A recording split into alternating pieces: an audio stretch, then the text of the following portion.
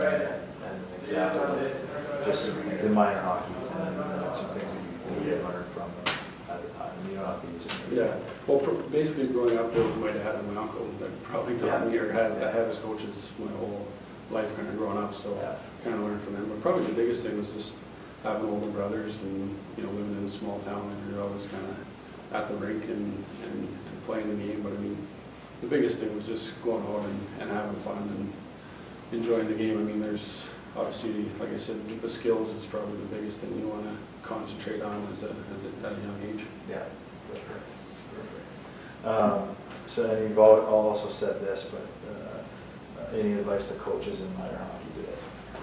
Yeah, I think the biggest thing is just, I don't know, I mean, I haven't watched a lot of minor hockey, but the stuff I've watched with my nieces and nephews and stuff, I mean, just, you hear it's tough because, I mean, coaches are in a tough spot. You got parents yelling and screaming, sitting there watching. It's crazy and stuff you hear coming from the stands and stuff they must have to put up with. But I mean, the biggest thing is just go and let the kids have fun and try to teach the proper skills, and I mean, let the kids enjoy it. I mean, ultimately it is a game. So yeah, awesome. Perfect. So you kind of talked about this in the first group of questions, the physical, but how important is skill development for young players, and how much focus that was put on by your coaches growing up in Yeah, I think the biggest thing, I know, just going watching my niece and nephew play right now, you hear people yelling in the stands, you're on a power play, this is going on, or just yelling at them for systems and things like that. I mean, at that age, for kids, you got to work on skating, shooting, I mean, knowing the fundamentals of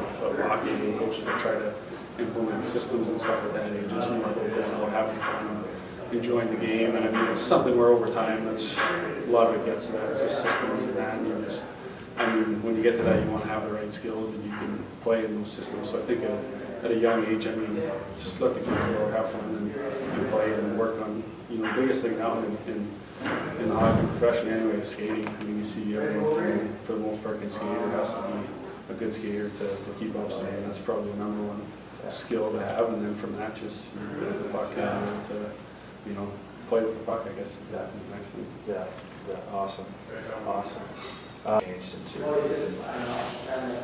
I think the biggest thing, minor hockey, probably didn't do anything for myself. I think it was nice to kind of focus on other sports or do summer sports. I mean, you're always kind of active, but I think the main thing was, I mean, you didn't do much in the summer. Maybe have hockey school here or there, but other than that, I mean, once I got a little bit older, I started playing a little bit of summer hockey. I got maybe like minor Pee-wee somewhere in there. Played a little bit of summer hockey, but before that I didn't do much. Just kind of played a bunch of different sports, which I think helps in probably being more of an athlete. Awesome.